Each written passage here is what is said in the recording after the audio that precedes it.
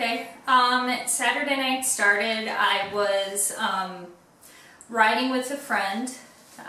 We got back to the collective where I'm staying, and I started getting a series of tweets. And this was after the dinner I held and advertised on several MRA spaces like Our Men's Rights, and nobody showed up to this dinner. Even though I had hashtagged it, sent it to as many people as possible. I got banned from Our Men's Rights just for asking people out to dinner.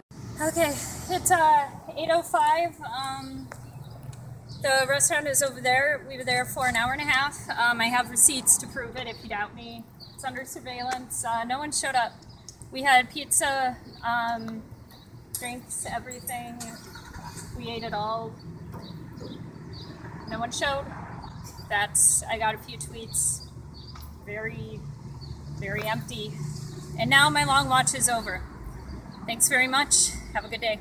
I got a series of tweets from this one person who was like, you know, if you want to interview any MRAs or show up, you should go to Malone's. And at first I was kind of wishy-washy about it. But I ended up going because I thought it was going to be like just him and a few people. When I actually got to the bar, when I got to Malone's, I realized there were many more MRAs and many more people than from A Voice for Men, and it was their official celebratory dinner. I didn't know this really beforehand, but I decided to go with it anyway, so my friend left, and then I just proceeded to ask questions, take videotape. Typhoon Blue and one of the Honey Badgers were there, as well as were several of the speakers from A Voice for Men. And I and the person who tweeted me also saw several press members there. We just proceeded to ask them questions. I didn't say a whole lot the entire time because I just kind of wanted to observe. A few of the press members kind of got engaged with them, tried to create dialogues. At one point, they were arguing about the need for peer-based reviews on Warren Farrell's book, The Myth of Male Power, and they were arguing that Warren Farrell he was a doctor, but he didn't need to require peer review, and I thought that was pretty odd. As mentioned earlier, he has submitted his reviews on international gender violence to the peer review process for publication in the journal. How does it let me finish. Oh, I'm sorry. Now, when he submitted this publication, now there was a feminist presence in the peer review process, and there was a unanimous rejection of his work on account of his critique of I don't mean to interrupt, but would you mind defining a feminist presence for me? Was that no? Oh, there was a predominance of. I was first with the interrupt. Sorry. Okay, I can't finish my thoughts apparently. Hold on. What? I tried to be quiet, and at one point I shared my dessert with a redheaded guy who was actually in charge of their media or something. He kept giving me these weird looks like that, and turning to me from the side, and it was just a surreal evening. Yeah, so just describe to me the scene at the bar while you were at the hotel there. Okay. So it was a hotel lobby, so I walked in, I bought myself an iced tea. There was an older gentleman on my right, and I haven't identified him yet, but he identified himself as one of the speakers at the conference, and he started talking about how I reminded him of his daughter, and he brought a camera out and he said, "You're into photography?" And I'm like, "Well, yeah, because I'm amateur," but, and then he started taking pictures of, really focused on my legs and my midriff and my body, and I shot a picture of your legs just for you for later, but you know. Oh, okay. Thank you. You're welcome. In fact, Susie drove me from. That's nice.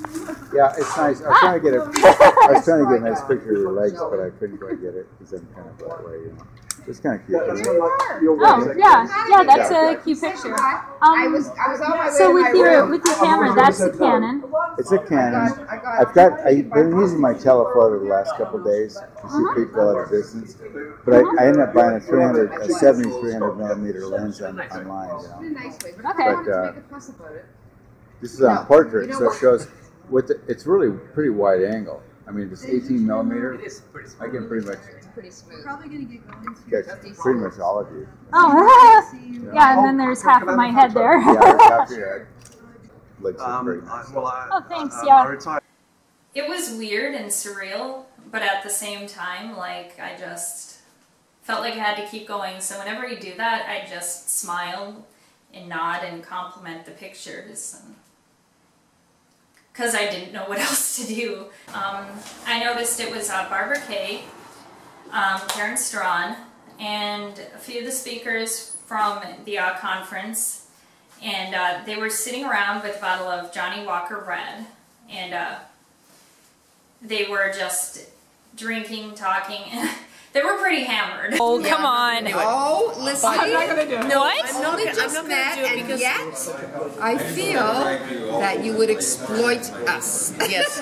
And I could have left, but I just instead just introduced myself, said, you know, they asked who I was. I said I was a feminist, that I was part of the opposition, that, yeah, I was one outside. I didn't hide who I was. Like, I just kind of balls out, just said, my name is Lissie, I'm doing a video thing, and I'm a feminist, and they just kind of said, okay, sit down. So I did, and I talked to Barbara Kay a bunch, and she was actually really nice, which I appreciated. Like, I never lied about who I was, and I never misrepresented for a second why I was there.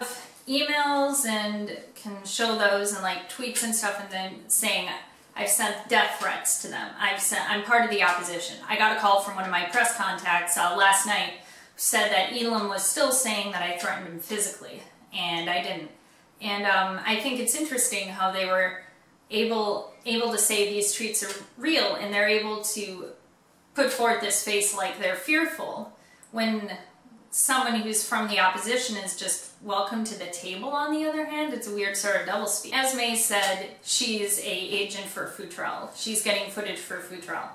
And I said, I'm not here on Futrell's behalf, and David's words are his own. And that was honest too, so I had like no capacity to lie. I didn't know what was going to happen. I had been like honest that whole night, because I just knew, like, I just had to be honest. And then the hotel guy on my right was like, okay, you have to leave now. So I said, okay, fine, I get it. And I left, and I went in. I just hid in the parking lot the rest of the night. Hello, my name is Lissie, Dark Horse Sport. It is about 3 in the morning. Spent a bunch of times with Talk for a Voice for Men people. I think Esme and Karen Strawn from Reddit recognized me. The others didn't. And so I've been kicked out. At 3 a.m. The night was dark, of course. Esme had said, no, she's not supposed to be here, she's a liar. Barbara Kay looked me in the eyes and said, is it true, did you write those things? Did you write that we were, her exact words were, did you write that we were terrible people?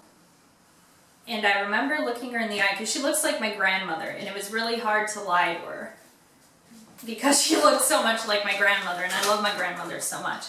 And I said to her, I can't remember exactly what I wrote. And that was honest. Like, at that point, like, there were just so many people talking, and the hotel security were on my right. I just had no ability to lie or cover or anything. So when I said, I don't have any idea what I wrote, that's what I meant. My mind went completely blank.